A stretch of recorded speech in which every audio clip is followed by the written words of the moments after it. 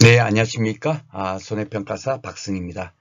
오늘 시간에는 보험 목적물에 관해서 보험 대위가 이루어지는 잔존물 대위하고요. 손해가 제3자의 행위로 발생되어지는 청구권 대위에 대해서 공부해 보도록 하겠습니다.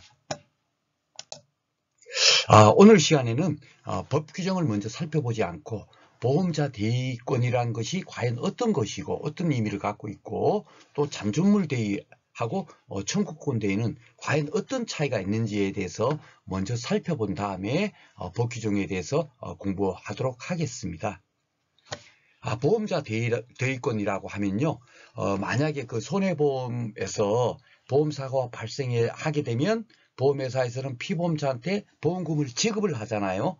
지급을 하고 나면 어떤 문제가 또 발생을 하게 되냐면요, 이 만약에 보험 목적 시설물입니다. 이게 지금 비닐하우스라고 생각하시면 비닐하우스에 1,000만 원의 보험 가액이 있는 비닐하우스인데 보험 가입 금액을 1,000만 원을 가입을 했어요. 가입을 했는데 태풍으로 인해서 1,000만 원 전부, 이 비닐하우스 전부가 다 전손 피해가 발생했다고 칩시다. 그러면 보험회사에서는 1,000만 원의 손해가 발생을 했으니까 1,000만 원을 지급을 하겠죠. 그죠? 예, 그러면 지급을 다 한 거예요. 이 보험 가액에 대한 피해를 다 보험회사에서 보험금으로 지급을 했습니다. 그러면 이 보험 그 비닐하우스에 있는 이 철제 같은 골조 같은 게 있잖아요.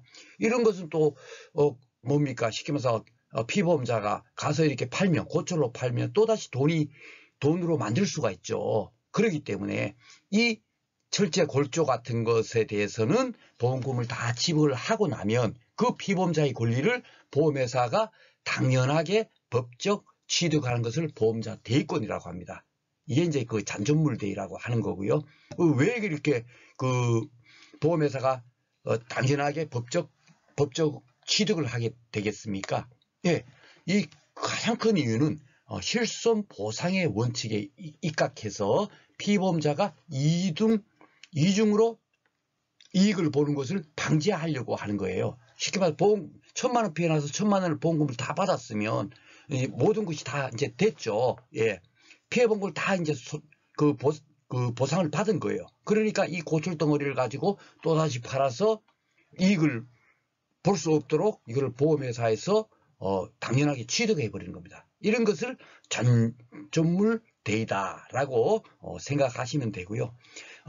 또 하나가 뭐가 있냐면 그 보험 사고가 쉽게 말해서 그 보상하는 손해에 의해서 보험 사고가 난 것이 아니라 타인에 의해서 제3자에 의해서 보험 사고 날 경우가 있잖아요. 쉽게 말해서 자동차 보험을 들었는데 쉽게 말해서 자동차 보험의 피보험자가 본인이 어떤 운전 실수를 해서 잘못해서 이렇게 차량이 사고가 난 것이 아니고 본인은 정상적으로 운행을 했는데 또 불구하고 완전히 타인이 있지 않습니까? 제3자가 그냥 이 차를 주행하는 차에 와서 그냥 들이받은 거예요.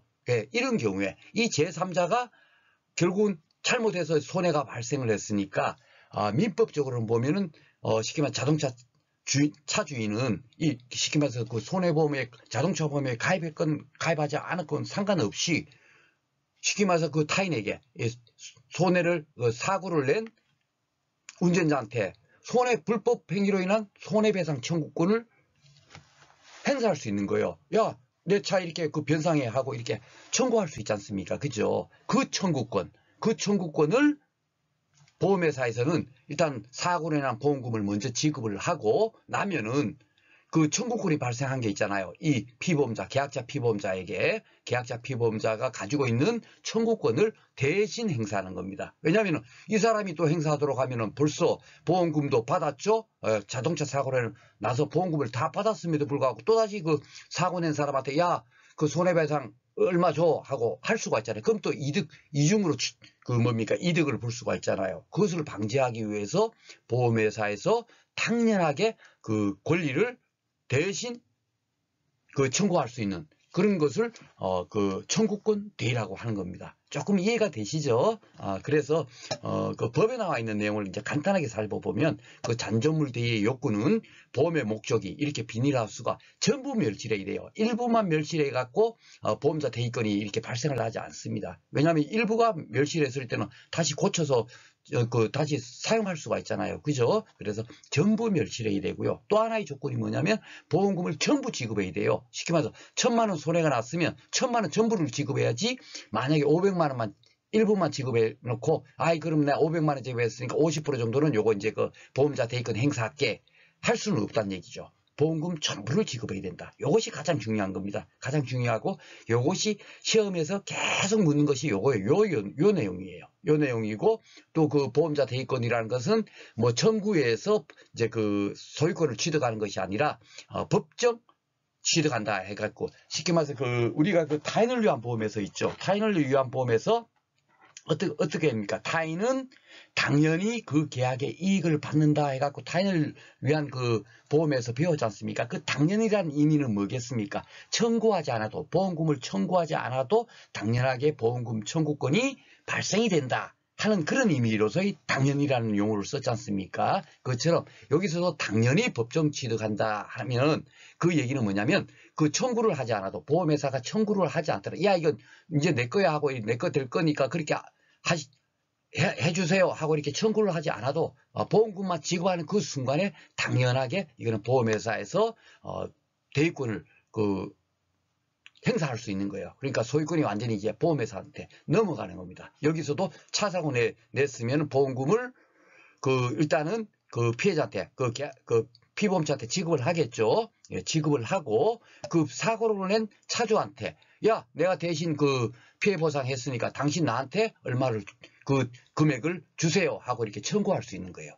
예, 그런 의미로서 받아들이면 되겠습니다. 그래서 청구권 대위에서 이제 차이는 뭐가 있냐면요. 여기는 이제 잔존물 대위에서는 보험의 목적이 전부 멸실해야 되고 보험금도 전부 지급해야 되는데 반해서 여기서는 그 청구권 대위는 그렇지 않아요. 예, 보험금을 지급한 만큼만 법정 취득하는 거예요. 쉽게 말해서 이 사고를 타인이 내버렸습니다. 제3자가. 그러니까 1,000만 원의 손해가 발생을 했어요. 그러면 일단은 그 사고 조사도 하고 해야 되니까 일단은 1,000만 원 미리 지급하는 것이 아니고 먼저 500만 원만 지급할 수 있어요. 손해보험에서 이제 보험금 지급 그 규정도 그렇게 나와 있을 겁니다. 왜냐하면 모든 것을 다 보험금까지 산정해서 민원의 발생에 소지 없을 때까지 다 따져갖고 보험금 지급하다 좀 늦지 않습니까? 그죠? 그래서 어느 정도 이 정도 일단 이 금액 이상은 나오겠다 하면 그 정도 금액은 먼저 지급을 하는 겁니다. 예, 그래서 보통 이제 그 보험금 지급할 때는 먼저 선지급분이 있어요. 그래서 만약에 1,000만 원 수확을 하더라도 500만 원을 미리 지급했다고 하면 적어도 이 500만 원에 대해서는 어떻게 합니까? 그 사고를 낸 제3자한테 가서 내가 대신 500만 원 줬으니까 당신 나한테 그 손해배상을 이분한테 하지 마시고 나한테 이 보험회사에 500만 원을 주시오 하고 할 수 있는 것이 바로 이 청구권 대위라는 거라고 생각을 하시면 되고요. 법 규정에 또 뭐가 있냐면 그 사고를 낸 사람이 생계를 같이 하는 가족인 경우에 가족인 경우에는 원래 이제 그 법정 취득을 못하도록 돼 있어요. 왜 그런가 하면 쉽게 말해서 요 차 사고 피해가 만약에 1,000만 원이 발생이 됐습니다. 그러면 보험회사에서는 일단 1,000만 원을 지급했다고 쳤으면 그 이 사고를 낸 사람이 가족이에요. 그러면 이 사람한테 다시 1,000만 원을 다시 내라 해갖고 받아버리면 여기 지급하고 다시 받아버리면 어떻게 됩니까? 쉽게 말해서 이 피해 당사자 입장에서는 빵원이잖아요. 예, 손해보상을 받은 게 빵원입니다. 그죠? 여기서 1,000만 원을 줘갖고 피해를 당했구나 하고 줬지만 다시 여기서 뺏었잖아요. 그죠? 그렇기 때문에 가족인 경우에는 원래 법정 취득을 못하는데 다만 어떤 때는 보호를 받지 못한다고요? 예, 계속 보시면 여러분들 상법보험편 보면 고의나 중과실인 경우에는 법의 보호를 못 받습니다. 그죠? 국가의 보호를 받지를 못하는 거예요. 그런데 여기 같은 경우는 딱 하나 이제 좀 차이가 뭐가 있냐면 고의인 경우에만 이제 그 법의 보호를 못 받아요. 가족이 고의로 사고 낸 경우, 이런 경우에는 야, 이렇게 여기서 주고 여기서 빼뜨리면은 야, 그 중과 하나도 없이 되는데 될까? 원래 그래서 이제 안 되는데 고의로 냈단 말입니다. 고의로. 이런 것까지도 법의 보호를 해줄 필요가 없잖아요. 그래서 고의로 사고를 낸 경우, 그 가족이 고의로 사고를 낸 경우에는 법정 취득을 한다. 다만 어떤 경우가 있냐면, 그러면 또 하나 뭐가 빠졌죠? 중과실. 예, 중대한 과실 있지 않습니까? 보통 중과실도 보호를 받지 못하는데, 이 경우에는 그래도 과실이니까 중대한이 붙었지만 그래도 고의는 아니잖아요. 고의는 아니니까 그 경우에는 어떻다? 법의 보호를 해줘요. 그래가지고 그런 경우에는 어떻게 합니까? 예, 법정 취득을 할 수가 없도록 되어 있습니다. 아셨죠? 그것만 명심하시면 되겠습니다. 이제 그러면 법 규정으로 한번 살펴보도록 하겠습니다.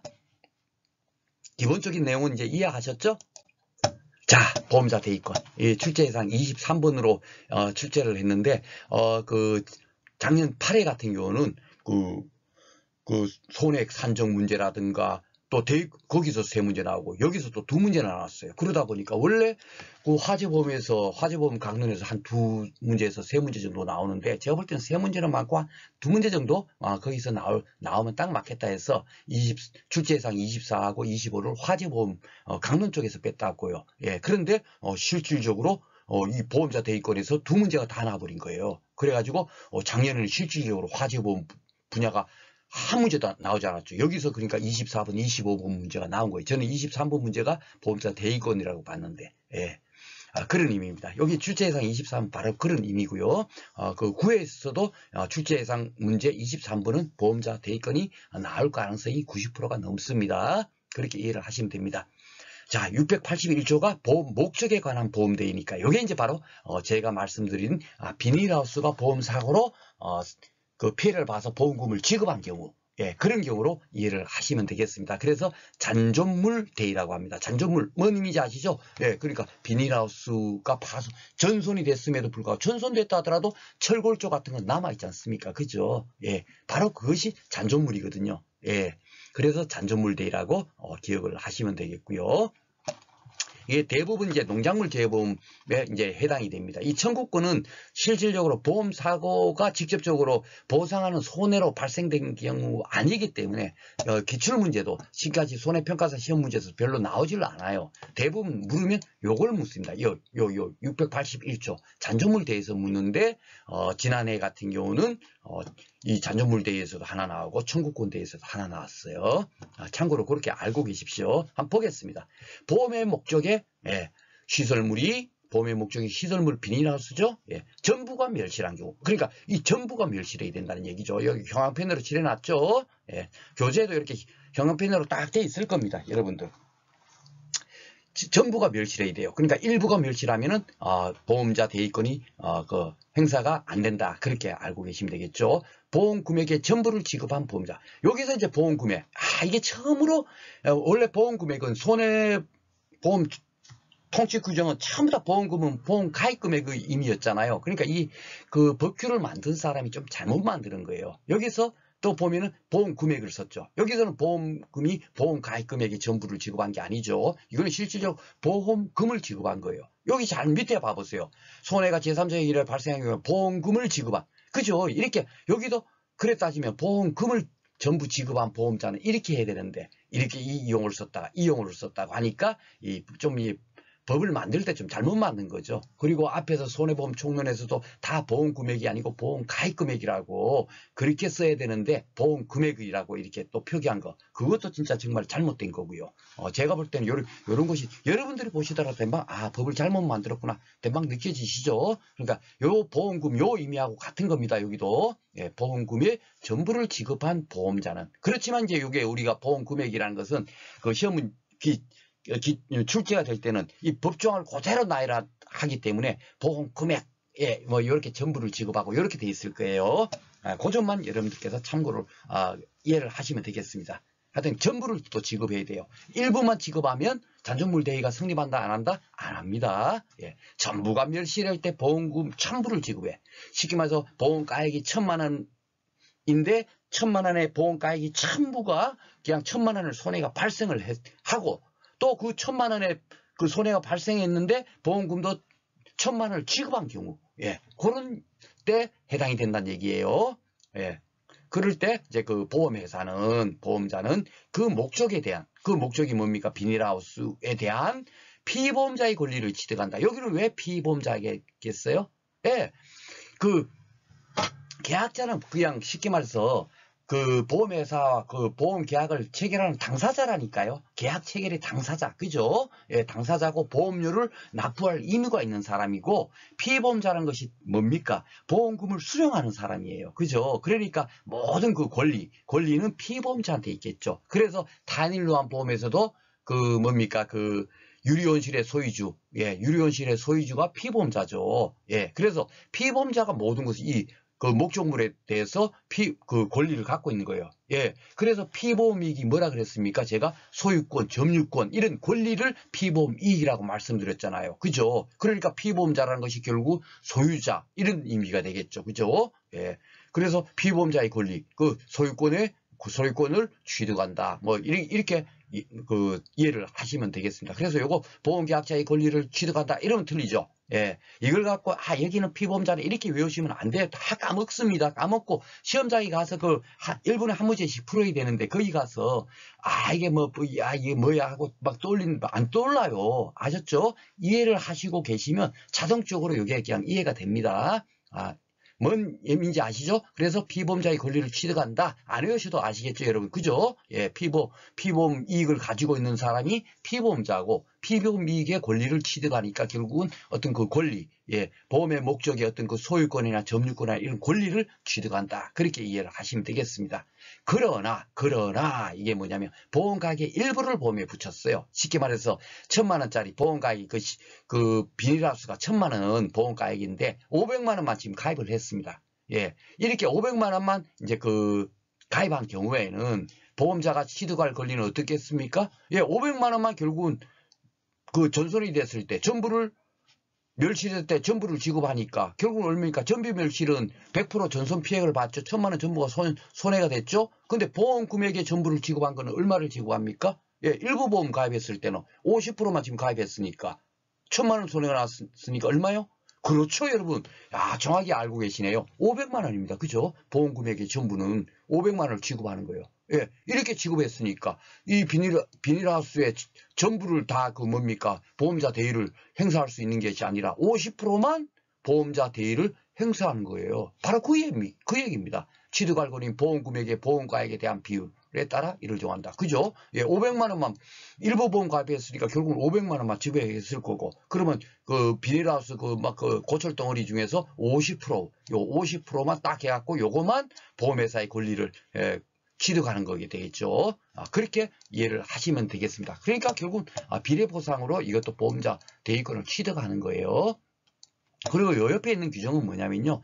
보통 우리가 앞에서 공부를 했을 때 그 뭐 당사자의 약정이 있다면 없다면 이렇게 되는 건 대부분 다 뭡니까? 임의 규정이다. 당사자의 약정이 우선한다는 것은 여러분께서 이제 완벽하게 알고 계시죠. 그렇지만 그렇지 않은 그 당사자의 약정이 없다면 그런 내용이 없어도 임의 규정이 굉장히 많아요. 예, 상품보험편은 여러분들 깜짝 놀랄 일입니다. 이것도 사실 임의 규정이에요. 그러니까 이것은 뭐냐면 쉽게 말해서 이 판례에서 이런 게 나왔잖아요. 보험자가 보험자 대위권을 포기한다는 약간의 유효하다. 원래 보험 대위를 행사할 수 있는데 법적 취득하니까, 그죠? 보험금을 주는 그 순간에 당연하게 그 소유권을 취득해버리는 거예요. 그 고철덩어리, 비닐하우스의 고철덩어리에 대한 소유권을 취득함에도 불구하고 약관에다가 우리는 그 만약에 그렇게 해서 보험금을 지급하더라도 그 대위권 행사 안 합니다. 포기합니다 하고 약관에 있다 하더라도 그것 또한 그 유효하다는 얘기는 뭐냐면은 이 임의 규정에 보다 더 유일한 얘기죠. 그러면 결국 뭐겠어요? 이 681조는 임의 규정이라는 얘기죠. 이것이 유효하니까 그죠? 약관이 우선이니까. 뭔 얘기인지 아시죠? 그러니까 이 대부분 다 임의 규정이라니까요. 여러분 하나 참 잘 봐보세요. 우리가 그 상법보험편에서 뭘 배웠냐면요. 계약자, 피보험자, 수익자의 고의 또는 중대한 과실로 인한 손해는 어떻다? 보상하지 않는다 해갖고 손해보험과 인보험의 보험회사의 면책 사유로 딱 기억을 하고 계시잖아요. 그러니까 당연하게 계약자, 피보험자, 수익자의 고의로 인한 사고는 당연하게 보상해주면 안 되지. 맞아. 그런 거 해주다 보면 어떻게 된다? 예, 잘못되지 않습니까? 그럼 다 고의로 해갖고 다 그 보험금 타버리면 큰일 나버리죠. 그죠? 보험의 타박화가 이루어지고, 그죠? 우리가 그렇게 생각했잖아요. 그런데 그 규정 또한 임의 규정인 거 아세요? 거기는 뭐 당사자의 약정이 없다면 뭐 이렇게 책임지지 않는다 이런 것도 아니었잖아요. 그죠? 근데 잘 봐보세요, 여러분. 자동차 보험을 여러분께서 가입하고 계세요. 여러분께서 자동차를 사고를 고의로 냈습니다. 그럴 때 보험금 지급되겠어요? 안 되겠어요? 지급됩니다. 아세요? 그 경우는 또 된다고요. 그러니까 그 인보험, 손해보험에 모두에게 적용되는 그 통치 규정임에도 불구하고 그것 또한 임의 규정이에요. 어떤 것이 또 있는가 한번 봐볼까요? 생명보험에 한번 봐보세요. 사망 시에 그 보험금을 지급하는 그 보험금 있잖아요. 그런 보험을 가입했어요. 그런데 쉽게 말해서 그 사망보험금이 제가 알기로는 그 가입 후 2년 이내에 고의로 사망하게 되면 보험금을 지급하지 않는다는 그런 규정은 있어요. 가입해놓고 그냥 그대로 그냥 쉽게 말하면 내 살기도 힘들고 우리 자녀들은 살아야 되겠고 하니까 내 한 목숨 죽음으로써 자녀들한테 보험금 타게 해서 타도록 해야겠다 해갖고 일부러 이제 그 생명보험을 일부러 가입해갖고 딱 고의로 죽는 경우 있잖아요. 그죠? 그래서 그것을 방지하기 위해서 2년 이내에 그 자살 사고는 보험금을 지급하지 않습니다. 그렇지만 2년이 지나서 만약에 사망을 했다, 고의로 사망을 했다는 경우는 지급해야 하네요. 지급을 하거든요. 그것만 보더라도 또 어떻습니까? 고의 또는 중대한 과실로 인한 사고에 대해서는 보험회사는 책임지지 않는다가 아니죠. 책임져요.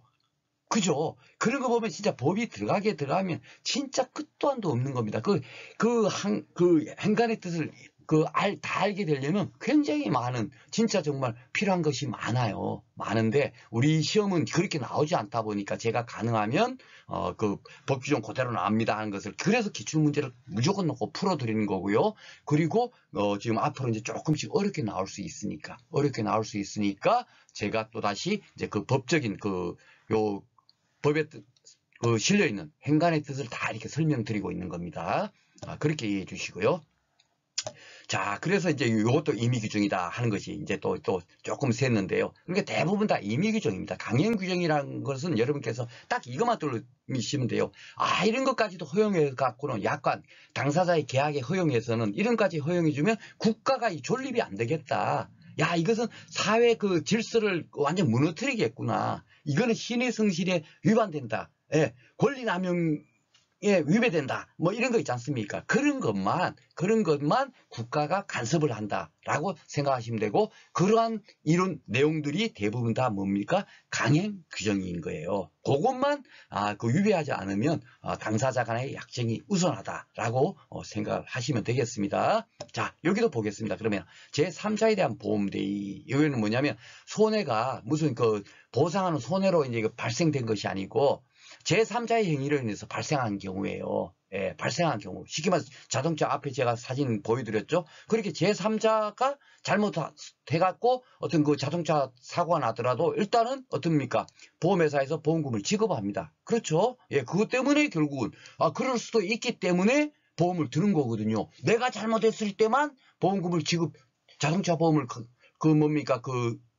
지급해준다 하면 누가 들겠습니까? 그러면 운전하다 보면 내가 잘못하는 것보다 남이 잘못해서 사고 나는 경우가 훨씬 많잖아요. 그죠? 그래서 그 타인의 행위로 인해서 발생한 경우에는 당연하게 보험금을 지급을 해요. 보험회사에서는. 그죠? 이렇게 지급을 하고 나면 보험회사에서 지급을 합니다. 앞에 예처럼 1,000만 원의 손해가 발생을 했어요. 그러면 그 1,000만 원을 지급하고 나면 그 다음에 돈을 받은 피보험자, 그죠? 피보험자가 어떻게 뭘 할 수 있냐면 제3자한테 지금 사고 낸 사람한테 야, 당신 때문에 내 차 이만큼 망가졌고 나 지금 병원 지금 입원했어. 당신 손해배상 얼마 주세요 하고 청구할 수 있지 않습니까? 그게 불법 행위로 인한 손해배상 청구권이에요. 그 청구권이 누구한테 있냐면 불법 행위로 인한 손해배상 청구권이니까 여기는 그 피보험자뿐만이 아니라 계약자도 갖고 있죠. 예, 계약자도 가지고 있습니다. 왜냐면 계약자도 그 보험료를 계속 냈으니까. 그죠? 예. 그래서 여기랑 여기랑 다른 거예요. 예. 이 의미를 잘 봐보시면 그냥 읽다 보면 이게 보이지 않을 겁니다, 여러분들. 그죠? 그래서 여기는 그 피보험자의 권리를 왜냐하면 보험회사한테 보험금을 받을 권리는 피보험자가 있으니까, 예, 그 권리를 이제 그 취득하는 거고요. 여기는 제3자에 대한 불법행위로 인한 손해배상 청구권을 갖고 있는 사람은 보험계약자 하고 피보험자니까 이 두 사람의 권리, 이 불법행위로 인한 손해배상 청구권을 그 행사하면 돼야 안 돼요? 보험금을 받았죠.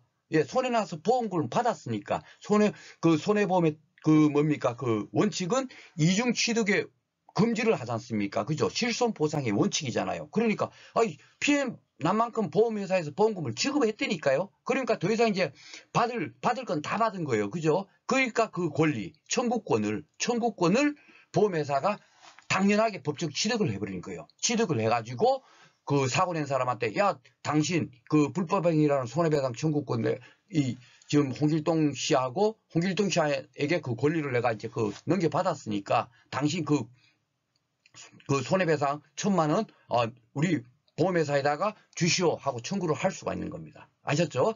이제 의미를 잘 아시겠죠? 이 권리. 앞에서 먼저 설명드렸고 이제 그 법 규정을 설명하니까 조금 이해가 되실 거예요.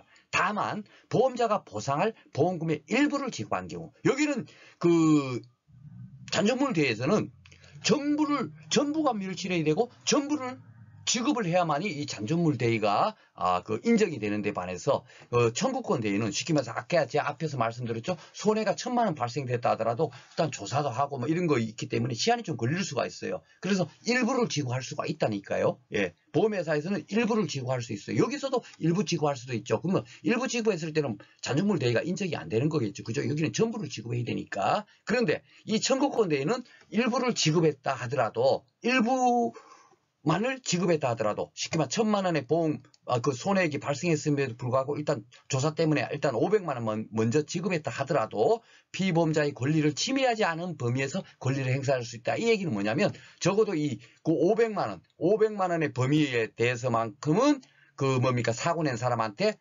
야 500만 원을 나한테 주세요 하고 청구할 수 있다는 얘기예요. 1,000만 원 다 청구는 못하죠. 그죠? 왜냐하면 현재 보험금은 500만 원만 지급을 했잖아요. 그러니까 피보험자의 권리를 침해하지 않은 범위라는 것이 뭐겠어요. 1,000만 원을 이렇게 청구해서는 안 되고 당신이 보험회사가 500만 원만 지급했으니까 그 500만 원의 범위에서 청구권을 행사할 수 있다. 그렇게 그 규정되어 있는 거예요. 이해가 되시죠?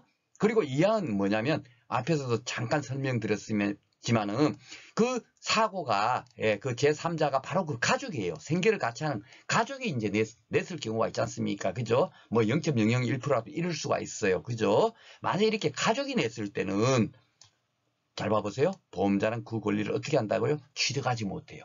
왜냐면 봐보세요. 1,000만 원 손해가 발생돼 갖고 1,000만 원을 지급했죠. 그래놓고 1,000만 원 지급하고 나면은 이 뭡니까 사고 낸 사람한테 1,000만 원을 손해배상 청구를 행사할 수 있지 않습니까? 보험회사가. 그죠? 예, 청구권 대위로 해나가고 1,000만 원을 다시 이렇게 받아버리면 주고 받고 해버리면 여기는 빵원이잖아요. 손해만 발생해갖고 아무것도 없잖아요. 그래서 권리를 취득하지 못한다는 겁니다. 원칙이. 아셨죠? 이렇게 떠올리면서 하니까 이게 쉽게 이해가 되죠? 예. 다만 그 손해가 가족의 고의로 발생해. 그러니까 만약에 근데 그 사고가 그냥 쉽게 말해서 사고라는 게 대부분 우연히 사고 나는 거지 않습니까? 근데 보험금을 노리고 고의로 이렇게 발생시킬 경우가 있잖아요. 이런 경우는 어떻게 됩니까? 법이 보호를 해준다 안 해준다? 안 해준다. 여러분도 정확히 이제 알고 계시죠? 이렇게 고의로 발생하는 경우에는 그러하지 아니하다는 것이 뭡니까? 즉 권리를 취득한다는 얘기예요.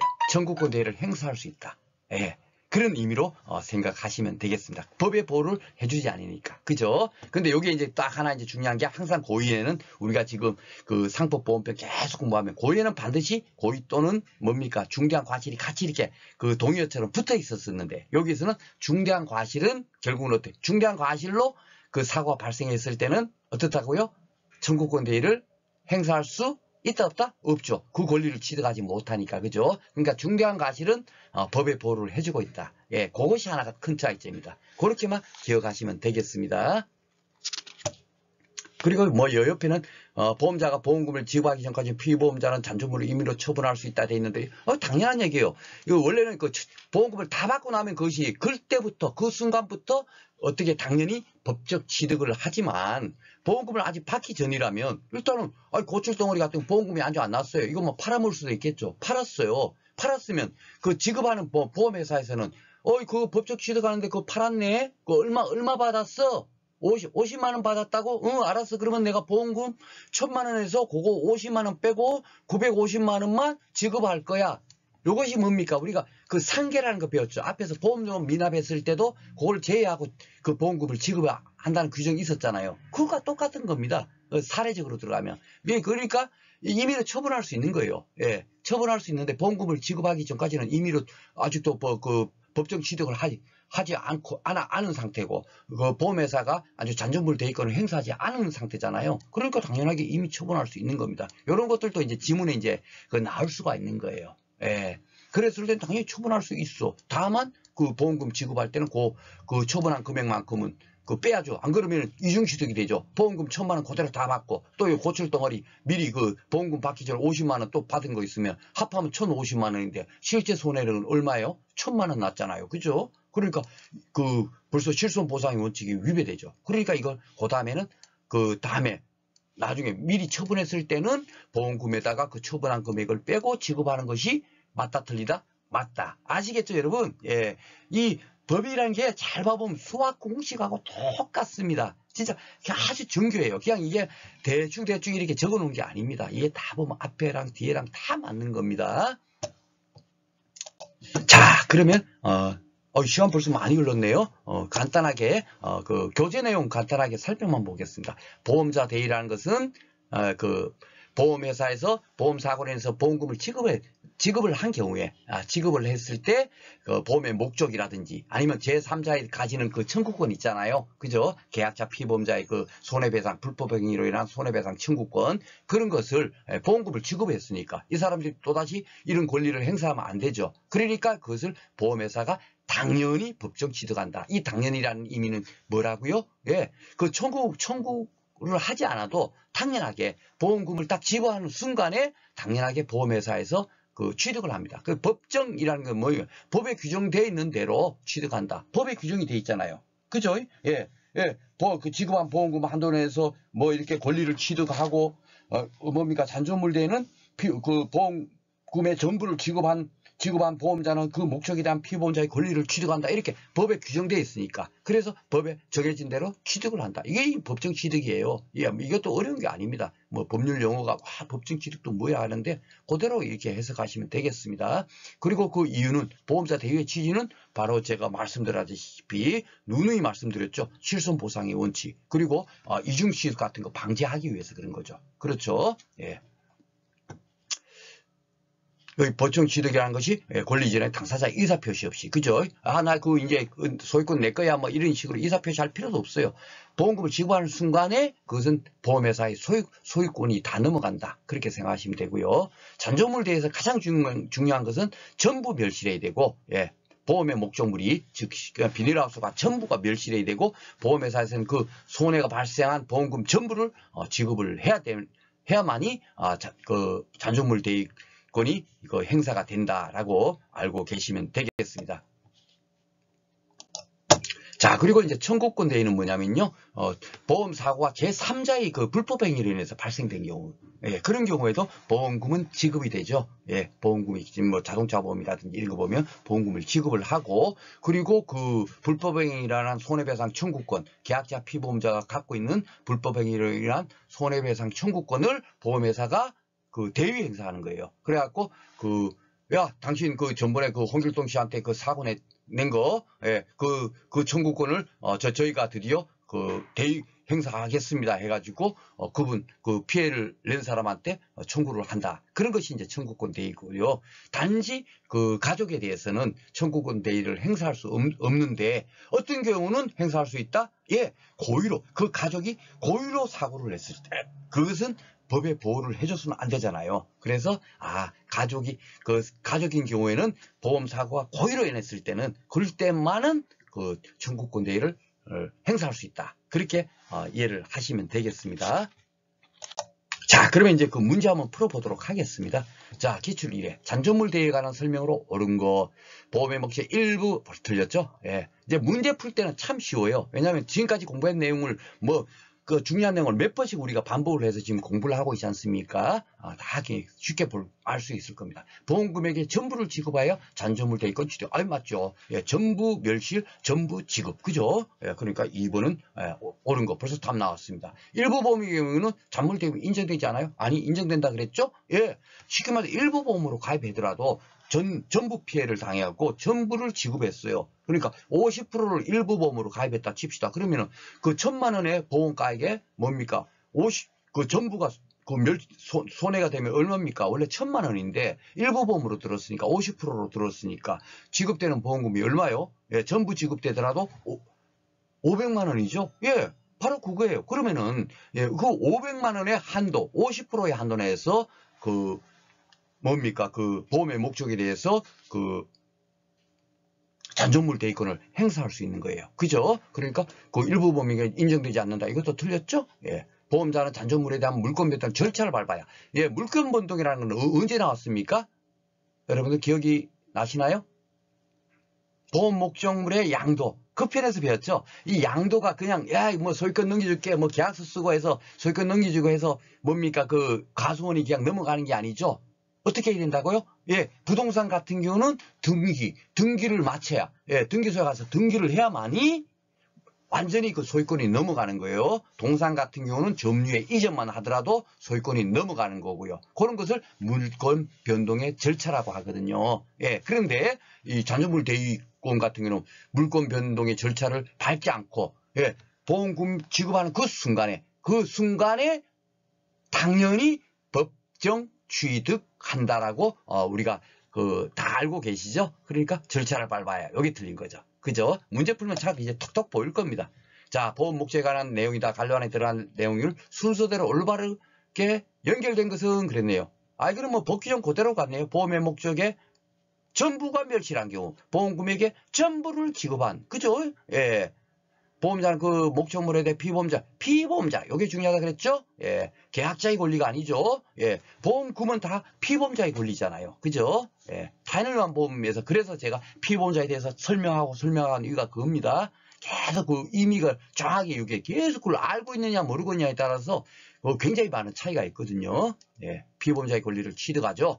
그러나 보험가액의 일부를 보험에 붙인 경우, 예, 이게 뭔지 알죠? 예, 우리가 전 시간에 배운 일부 보험이에요. 일부 보험. 그죠? 예, 일부를 붙이기. 쉽게 말해서 보험가액이 그 1억인데 나는, 이렇게 하면 보험료 너무 비싸. 나는 50%만 가입할래. 예, 의도적으로 일부 보험에 가입할 수 있어요. 그죠? 초과 보험은 의도적으로 가입하면 안 되죠. 그죠? 그렇지만은 일부 보험은 의도적으로 가입해도 그 전혀 문제가 되지 않죠. 그러니까 일부를 보험에 붙인 경우. 이게 이제 일부 보험이에요. 일부 보험인 경우는 보험자가 취득할 권리는 보험 금액이 보험가액의 비율에 따라, 예, 그렇죠. 50%로 일부 보험을 가입했으면 결국은 보험자 대위권도 50%, 그 보험의 목적에 50%만 행사할 수 있는 거예요. 그죠? 예, 바로 그런 의미로 해석을 하시면 되겠고, 법 규정 그대로니까 답은 4번이 되겠습니다. 자, 보험자 대위에 관한 설명으로 옳지 않은 것은 해마다 이렇게 한 문제씩 나와요. 실손 보상의 원칙 규환하기. 그죠? 실제 손해만 보상하는, 예. 그렇죠. 이중 취득 그런 것을 방지하기 위해서 보험자 대위권을 행사하는 거예요. 이걸 행사 안 하면 보험금 받고 그다음에 고철 팔아서 또 돈 벌고 사고 나서 보험금 타고 그리고 자동차 사고를 낸 사람한테 가서 또 불법행위로 일어난 손해배상 청구해서 또 그 배상금 타먹고 그러면 안 되잖아요. 그래서 보험회사에다가 대위권을 인정해 주고 있는 겁니다. 자, 일부 보험의 경우에도 잔존물 대위가 인정된다. 그죠? 당연하게 되죠. 예. 그 일부 지급하고 다른 겁니다. 일부 보험이라는 거는 보험 가액의 그 일부, 예, 전부를 그대로 가입하지 않고 일부만 가입한 경우. 10억 건물이면 10억 전부로 들면 보험료가 비싸니까 나는 5억만 보험 가입 금액을 한도로 나는 들래. 이렇게 할 수가 있잖아요. 그게 일부 보험이죠. 그죠? 예. 자, 3번. 잔존물 대위는 보험의 목적의 일부가 멸실한 경우에도 성립이 된다? 아니죠. 예. 그래서 제가 요거 일부 보험하고 요거랑 설명하기 위해서 이걸 또다시 설명드렸잖아요. 그죠? 그 보험 목적물은 전부가 멸시돼요. 전부가 멸실되고 보험금도 전부 지급해야 되고 요거만 딱 명심하시면 됩니다. 전부 멸시, 전부 지급. 그죠? 예, 그러니까 일부 멸시. 벌써 틀렸네요. 그죠? 예, 답은 3번 나왔습니다. 보험금의 일부를 지급한 경우 예, 피보험자의 권리에 침해하신 범위 내에서 청구권, 예, 청구권 대위는 일부 지급한 경우에도 된다니까요. 근데 그 잔존물 대위는 뭐요? 전부 피해, 전부 지급. 그죠? 예. 청구권 대위는 일부를 지급한 경우에도 왜 되냐? 보험 사고 더 조사해야 되니까 1,000만 원의 손상이 났다 하지만 일단 먼저 500만 원만 지급할 수가 있다. 그렇죠? 제가 말씀드렸잖아요. 그러니까 그 일부를 지급할 수가 있어요. 예. 그럴 때는 그 500만 원의 한도 내에서 청구를 할 수 있는 거예요. 그죠? 피해 사고 낸 사람한테. 그죠? 그러니까 이것도 맞는 거네요. 자, 기출사회. 보험의 목적에 관한 보험 대위에 관한 설명으로 옳지 않은 것은 그랬네요. 약간의 보험자 대위권 포기를 정할 수 있다. 이게 바로 이제 이런 게 이제 사회에 한번 나왔었네요. 이것이 쉽게 말해서 결국 뭐냐면 이게 임의 규정이냐 강행 규정이냐 이것을 알고 있느냐 모르고 있느냐 그것을 묻는 거예요. 근데 여러분들께서 이거 전혀 걱정하실 필요가 없습니다. 그러면 어떤 규정이 임의 규정, 어떤 것이 강행 규정인가 전혀 걱정할 거 없고요. 쉽게 말해서 보험 계약자한테 좀 불리하게 이것이 쉽게 말해서 그 규정에 위반해 갖고 보험 계약자 불리하게 변경할 수 있으면 어떻게 된다? 안 된다는 거예요. 예. 그러니까 지금 대위권 같은 것도 지금 잘 봐보시면 포기할 수 있다 그랬잖아요. 원래 보험자 대위권을 행사할 수 있는데 포기한다는 건 뭡니까? 그럼 고철도 팔 수 있잖아요. 그죠? 예, 그러면은 계약자한테 이익이 돼요? 불리하게 돼요? 이익이 되잖아요. 예. 그렇기 때문에 그런 경우에는 임의 규정으로 해석을 해도 된다라고 일단 기본적으로 그렇게 생각해가지고 계십시오. 아닌 경우도 있지만 진짜 굉장히 들어가면 어려워요. 아까 전에 제가 살짝 언급했지만 고의 또는 중대한 과실 이 규정 중대한 과실에 의한 것은 보험금을 지급하지 않는 것이 원칙이고 그게 그 손해보험과 인보험의 그 보험자의 면책 사유임에도 불구하고 또 고의로 인한 그런 사고에도 보험금을 지급하고 있는 것을 제가 아까 예시를 드렸잖아요. 그죠? 2년이 지난 그 고의로 인한 그 사망 시에 자살 시에는 어떻습니까? 고의로 자살했어. 그 사망보험, 그 생명보험 드러나놓고. 그러면 보험회사에서 울며 겨자 먹기 식으로 보험금 지급한다니까요. 고의로 인한 사고임에도 불구하고. 뭔 얘기인지 아시죠? 그러니까 그런 것 또한 임의 규정이에요. 그러니까 그것을 정확하게 진짜 정말 알려면 너무너무 이제 어렵기 때문에 그런 것까지는 여러분들께서 알 필요가 없으세요. 아셨죠? 아직까지는 우리 시험에 그 정도까지는 절대적으로 나올 수가 없습니다. 다만 이렇게 판례적으로 조금씩 이런 거 정도 묻는다면 이런 거는 여러분께서 이제 그 상식적으로 아까 제가 말씀드린 것처럼 보험 계약자한테 불리하지 않도록 이렇게 적용한다라고 생각되면은 허용된다라고 이렇게 판단을 해버리시면 됩니다. 자, 그러니까 이제 1번은 맞고요. 2번 보험 금액의 일부를 지급한 보험자도 그 목적에 대한 피보험자의 권리를 취득한다? 예, 아니죠. 보험 목적에 관한 보험도 있잖아요. 그러니까 잔존물 대위입니다. 여기 지금 잘 봐보시면 청구권 대위가 아니죠. 대법원 그 잔존물 대위에 대해서 많이 물어요. 여기 대부분 다 잔존물 대위죠. 그죠? 예, 보험 목적이라는 게 뭡니까? 비닐 하우스잖아요. 보험 목적. 그죠? 예. 그리고 보험 계약의 목적, 피보험이 이게 뭐예요? 그 비닐하우스의 소유권, 비닐하우스의 점유권, 뭐 이런 거 있지 않습니까? 그죠? 그런 것이 피보험 이익이고요. 예. 그래서 일부를 지급한 보험자는 피보험 권리를 취득하지 못하죠. 전부 지급이라니까요. 예. 전부 멸시, 전부 지급, 요것만 그냥 명심하시면 그냥 한 문제를 맞춥니다. 그거만 알면 지금 요것도 그렇고 요것도 그렇고 다 그걸 맞추잖아요. 가장 핵심 키워드는 법률 규정이 많지만 그 중에서도 답으로 만들 수 있는 게 또 정해져 있잖아요. 그죠? 예, 요걸 많이 바꿔놓는다 하는 거. 이제 아시겠죠? 벌써 답 나왔고요. 보험가액의 일부를 보험기. 일부 보험 들었네요. 보험자가 취득할 권리는 보험금액의 보험가액의 비율에 따라 조정한다. 일부 보험의 원리에서 당연하게 그 보험자 대위권을 행사한다는 거니까 맞고요. 사고를 당한 보험 목적에 대해서 피보험자가 가지고 있던 권리는 그 법률 규정에 의해 보험자에게 이전되는 것은 물권 변동 절차를 요하지 않는다. 그죠? 예, 당연히 법정 취득하는 겁니다. 법에 규정된 대로 따로 이렇게 청구를 하거나 이러지 않아도 된다는 얘기죠. 그러니까 4번도 맞는 내용입니다. 자, 기출 6회네요. 보험 목적에 관한 보험 대위의 설명으로 옳지 않은 것. 이것도 이제 잔존물 대회에서 물었어요. 예. 일부 보험에서도 보험금액의 보험가액에 대한 비율에 따라 잔존물 대위권을 취득할 수 있다. 맞고요. 일부 보험도 되고요. 잔존물 대위가 성립하기 위해서는 보험 목적이 전부 멸실. 그렇죠? 예, 전부 멸실. 맞고요. 피보험자는 보험자로부터 보험금을 지급받기 전에 잔존물이 임의로 보험금을 지급받기 전에는 예, 아직도 그 뭡니까? 보험회사에 그 보험자 대위권이 넘어가지 않은 상태잖아요. 그 전까지는 누구 소유입니까? 예, 잔존물이. 예, 피보험자의 소유예요. 그죠? 비닐하우스 지금 막기가 태풍으로 다 파손됐어요. 고철 팔아갖고 일단 당장 그 쌀이라도 사야 되고 라면이라도 사야 되면 그 고철 팔 수가 있는 거죠. 그게 소유권이 벌써 그 보험회사에 넘어갈 리가 없지 않습니까? 그죠? 임의로 처분할 수 있다? 예, 상식적으로. 잘 모를 때는 이렇게 생각해보면 돼. 사례를 떠올려갖고. 예, 그러면 처분할 수 있겠네? 당연히 처분할 수 있죠. 그죠? 예, 법은 상식이라니까요. 예. 4번. 잔존물에 대한 권리가 보험자에게 이전되는 시점은 보험자가 보험의 금액을 전부를 지급하고, 예, 벌써요 뒤에 게 틀렸죠? 물건 마무리한 때, 그죠? 전부를 지급한 때입니다. 지급한 때 당연히 법정 취득한다. 이렇게 기억하시면 됩니다. 그러니까 항상 답이 이렇게 바꿔놓는 거 있죠? 딱 몇 가지밖에 안 되죠? 예. 자, 기출치례 보험대회에 관한 설명으로 옳은 걸 찾아주세요 하는 겁니다. 손해가 제3자의 행위로 인하여 발생한 경우에, 이게 이제 그 청구권 대위네요. 보험금을 지급하기 전이라도 보험자는 제3자에 대한 권리치가 아니죠. 예. 보험금을 일단 지급해야만이 그 다음 때 내가 지급했으니까 그 다음에 이제 그 법적 취득하는 거지. 보험부터 지급하기 전에는 그 대위권이 행사할 수가 없죠. 그죠? 예. 벌써 말이 안 맞는 거예요.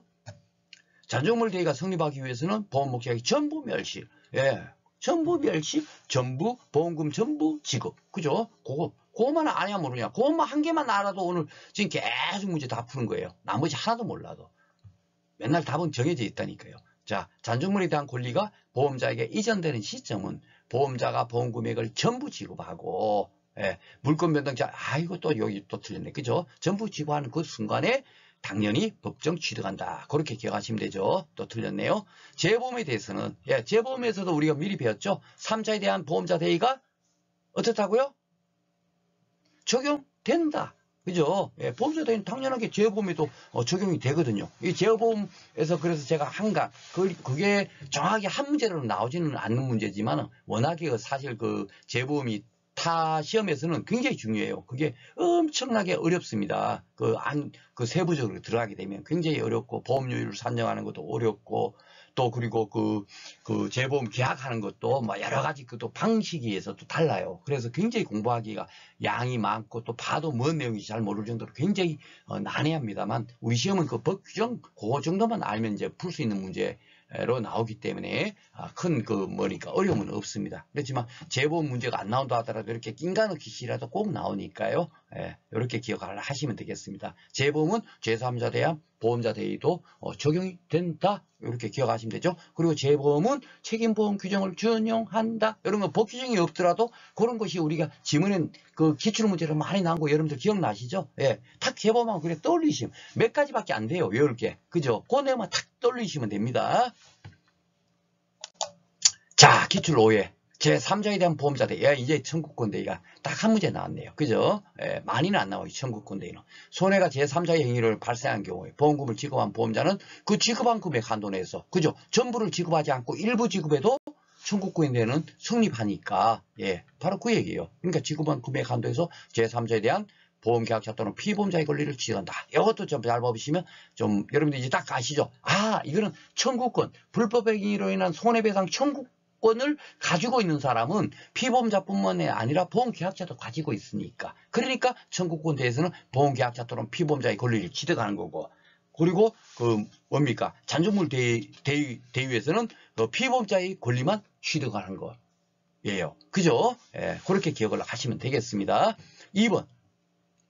보험자가 보상할 보험금의 일부를 지급했어요. 예, 청구권 대해서는 일부를 지급할 수 있으니까 피보험자의 권리를 침해하지 않는 범위에서 그 권리를 행사할 수 있다. 그죠? 내가 원래 1,000만 원 손해가 발생했지만 보험회사에서 500만 원 지급했다면 사고 낸 사람한테 제3자한테 내가 500만 원 나한테 줘 하고 이렇게 청구할 수 있다는 얘기죠. 1,000만 원은 아니더라도. 그죠? 1,000만 원 지급하는 건 권리를 침해해버리는 거니까. 그죠? 피보험자 권리를 침해하죠. 그죠? 예. 그래서 2번도 맞고요. 3번 보험계약자나 피보험자의 제3자에 대한 권리와 그 생계를 같이 하는 가족에 대한 것이 경우는 이 얘기는 뭐냐면 3자가 쉽게 말해서 3자가 사고를 냈다는 얘기예요. 예, 피보험자의 제3자에 대한 권리가 가족이다. 그러니까 이 가족이 사고를 낸 경우죠. 예, 그렇게 이해를 하시면 됩니다. 그러면 보험자는 그 권리를 취득하지 못한다. 예, 맞아요. 그죠? 예. 다만 손해가 그 가족의 과실로 인하여 발생한 경우는 그러하지 않다. 여기서 뭐가 틀렸나요? 예, 고의로. 예. 과실인 경우에도 당연히 보호를 해줘야 되죠. 근데 고의, 예, 가족의 그 고의로 사고를 했다. 가족이 그랬을 때만 어떻다? 예, 그 권리를 취득한다. 즉 발생한 경우는 그러하지 아니하다. 이렇게 이제 법에 돼 있죠. 고의로 인하여 발생한 경우. 요게 틀렸네요. 그죠? 예, 답은 3번이 틀렸습니다. 법 규정만 알면 이렇게 풀 수가 있도록 나왔네요. 자, 4번 보험계약에서 담보하지 아니한 손해에 해당하여 보험금 지급의 의무가 없음에도 요거는 이제 우리가 어디서 배웠나요? 그 앞에 한 서너 시간 전에 그 보상하는 손해가 먼저 발생하고 그 다음에 보상하지 않는 손해에 대해서 또다시 어떤 사고가 발생됐다면 그 보험회사는 보상하는 손해로 인한 책임, 그 발생한 손해만 책임을 지고 그 이후의 사고에 대해서는 책임지지 않는다. 그렇게 여러분들께서 기억을 하고 계시죠? 그러니까 보상하지 않는 손해에 대해서는 절대로 보험회사에서는 보험금이 지급할 책임이 없는 거예요. 그죠? 그러니까 이 보험계약에서 담보하지 아니한 손해에 대해서 보험금 지급의 의무가 없음에도 보험회사가 피보험자에게 보험금을 지급했어요. 그러면 이건 뭡니까? 잘못 지급한 거죠. 잘못. 보험회사가 잘못한 거예요. 안 줘도 되는 걸 줬단 말이에요. 그죠? 예, 그러니까 보험자 대의가 인정되지 않는다. 당연하게 맞는 거죠. 예, 보험회사 당신 자기가 잘못해놔놓고 남한테 가서 보험자 대의를 야, 우리가 대신 그 보험금 줬으니까 야, 니 나한테 줘. 이렇게 할 수가 있어요? 없어요? 없잖아요. 이거는 보험회사가 잘못했으니까 보험금 지급 안 해도 되는 걸 지급했으니까. 그죠? 이거는 뭡니까? 도리어 보험회사에서는 만약에 이제 법률적으로 다시 푼다면, 쉽게 말해 부당이득 반환 청구 소송을, 제기할 수 있겠죠. 원래 안 줘도 되는 건데 우리가 모르고 줬어요. 착오해서 직원이 모르고 줬네요. 다시 돌려주세요 하고, 법에다 호소할 수 있는 거죠. 예. 그리고 그걸 갖고 이제 부당이득 반환 청구 소송이라고 합니다. 그래서, 요거는 당연하게 맞는 규정입니다. 자, 그러면, 8회는 어떻게 나왔나 한번 보겠습니다. 보험 목적에 관한 보험 대의에 관한 설명이다. 갈로에 들어갈 내용으로 옳은 것은 딱 뽑으니까 벌써 법 규정 그대로네요. 보험의 목적에 전부가 멸실한 경우는 어떻게 되죠? 예, 보험금액의 전부를 지급한 보험자라 그러잖아요. 그죠? 예, 원래는 이제 그 보험금의 전부인데 여기는 또 보험금액이라고 이렇게 돼 있으니까 참 잘못된 용어를 쓰고 있죠. 예, 앞에서 아까 제가 한번 지적을 했습니다만은. 그런데 결국 우리는 법 규정 그대로 이렇게 풀어야 되니까 보험 금액의 전부를 지급한 보험자는 그 목적에 대한 뭐를 한다고요? 예, 피보험자의 권리. 그죠? 피보험자. 예, 보험금을 수령할 수 있는 권리를 갖고 있는 사람이 피보험자니까 그 보험금을 다 받았으니까 그 피보험자의 권리를 취득하는 겁니다. 그러나 예, 보험가액의 일부를 보험에 붙인 경우에는 그죠? 예, 보험가액의 일부를 보험에 붙인 경우를 뭐라 그러죠? 일부 보험이라고 하잖아요. 그죠? 그러니까 보험가액이란 게 어떤 건지 제가 도저히 몇 번이나 설명을 드렸습니다. 그래서 보험가액이 중요한 거예요. 그 개념을 정확히 알아야만이 이렇게 법 공부를 할 때 쉽게 탁탁탁 이해가 되거든요. 자, 붙인 경우에는 일부 보험 경우에는 보험자가 취득할 권리는 보험금액의 보험가액에 대한 비율에 따라 일조한다. 당연하죠. 일부 보험인 경우에는 보험금도 비례해서 지급을 했으니까 예, 보험자 대의권도 비례해서 대의권을 행사해야 되죠. 전부를 행사하면 안 되죠. 그죠? 예, 바로 그런 의미입니다. 그래서 답은 1번이 되겠습니다. 자, 8회에 이렇게 두 문제 나왔어요. 원래 한 문제만 나오는데 이 청구권 대의가 안 나오는 건데요. 이제 청구권 대의가 나왔네요. 한번 보겠습니다. 청구권 대의 똑같은 원리니까요. 제3자에 대한 보험 대의에 관한 설명으로 옳지 않은 거. 이게 이제 3자에 대한 보험 대의니까 이게 청구권 대의라고 하는 거거든요. 예, 제3자의 그 행위로 인해서 불법 행위로 인해서 손해가 발생돼 갖고 보험금이 지급된 경우, 그 경우입니다. 제3자에 대한 보험 대의의 취지는 이득금지 원칙의 실현과 부당한 면책의 방지에 있다. 이 얘기는 뭐겠어요? 예, 금지 원칙 실현이라는 것은 일단 보험금을 줬어요, 보험회사에서. 그런데 또다시 그 사고 낸 사람한테 그 뭡니까 계약자 피보험자가 야 씨 그 불법행위라는 손해배상 또 얼마 줘 하면 얘는 이중으로 이렇게 보상을 받게 되잖아요, 그죠? 그걸 방지하기 위해서 보험금을 지급한 만큼 어떻다? 예, 보험회사가 청구권 대위권을 행사하는 겁니다. 예. 그리고 부당한 면책 방지라는 게 뭐겠습니까? 쉽게 말해서 이 사람 그 보험금을 다 받아놓고 야 니 차상으로 있는 사람한테 우리 뭐 알았다 아는 사이고 이러니까 내가 당신한테 불법행위라는 행위로 인한 손해배상 청구 안 할게. 나 보험금 탔어 됐어 하고 이렇게 할 수가 있잖아요. 그러면 이 사람은 뭡니까? 불법행위 했음에도 불구하고 하나도 뭡니까? 1원도 손해 안 받죠. 예. 그러면 어떻게 됩니까? 부당한 면책이 되잖아요. 그 사고 낸 사람은. 그죠? 그래서 부당한 면책을 방지하기 위해서 보험회사에서 야, 그 1,000만 원 나한테 줘. 내가 보험금 그 홍길동 씨한테 다 줬으니까 당신은 나한테 주세요. 보험회사에 주세요. 이렇게 청구를 하는 거예요. 그러니까 이거 1번 지문이 맞다. 그죠? 요게 이제 참 좋은 문제네요. 그러니까 8회 시험에서 지금까지 1회부터 7회까지 보면서 이런 지문이 없었죠. 그러니까 서서히 지금 바뀌고 있는 거예요. 이제 8회. 이제 여러분들이 9회는 어떻습니까? 9회에서는 진짜 박승희 강의를 들은 사람하고 안 들은 사람하고 확연히 차이가 날 거예요. 예, 제 강의를 들은 분들은 캔방 이런 거 타타타타 다 이제 이해가 될 겁니다. 근데 옛날처럼 그냥 법장 그 뭔 뜻인지도 모르고 그냥 법 규정만 그냥 이거 어디서 봤어 이 정도만 가서 공부한 사람들은 어떻습니까? 1차 시험도 좀 어려워요. 이거 뭐야 내 반이나 맞았나 막 아마 그러고 나올 정도로 그렇게 문제가 나올 가능성이 있습니다만은 제 강의를 들은 분들은 뭐 이런 거 이제 껌딱지죠. 그죠? 예. 자, 2번. 보험자는 피보험자와 생계를 같이 하는 가족에 대한 피보험자의 권리는 취득하지 못하는 것이 원칙이다. 그렇죠. 왜 그렇다 그랬죠? 예, 가족이 사고를 냈으면 그 보험금 지급해놓고 가족한테 다시 뭡니까? 야, 내가 그 보험금 줬으니까 당신 나한테 그 보상금 그 1,000만 원 주세요. 이러면은 줬다 뺏는 꼴밖에 안 되기 때문에 그런 것은 어떻게 해요? 청구권 대위를 행사할 수 없다라고 돼 있죠. 다만 고의로 인한 그 사고인 경우만 행사할 수 있다. 그렇게만 기억하시면 되죠. 그러니까 이게 이제 원칙이 되죠. 예, 3번. 보험금을 지급한 보험자는 보험금을 이제 그 보험회사에서 지급했다는 얘기네요. 지급한 금액의 한도 내에서 제3자의 피보험자의 권리를 취득한다. 그죠? 금액의 한도에서. 이거 1,000만 원의 손해 발생 났지만 일단은 500만 원만 먼저 이제 그 지급을 할 수 있잖아요. 그러면 그 500만 원 한도에서 그 뭡니까? 사고 낸 사람한테 야, 500만 원은 나한테 주세요. 이렇게 그 할 수 있는 권리를 취득한다는 얘기죠. 예. 그러니까 3번 지문도 맞고 보험약관상 보험자가 면책되는 사고임에도 불구하고 보험자가 보험금을 지급한 경우 여기 앞에서 그 받은 지문하고 똑같은 거네요. 그죠? 쉽게 말해서 그 보험금을 지급 안 해도 되는데도 불구하고 보험회사가 보험금을 졌어요. 그죠? 그럼 보험회사가 잘못 지급한 거죠. 예. 그런데 피보험자의 제3자에 대한 권리를 대치할 수 있어요, 없어요? 없죠. 자기가 잘못 해놔놓고 야, 내가 돈을 잘못 줬지만 내가 그 사람한테 잘못 줬으니까 그 사고 낸 사람아 당신은 나한테로 줘. 내가 미리 줬어.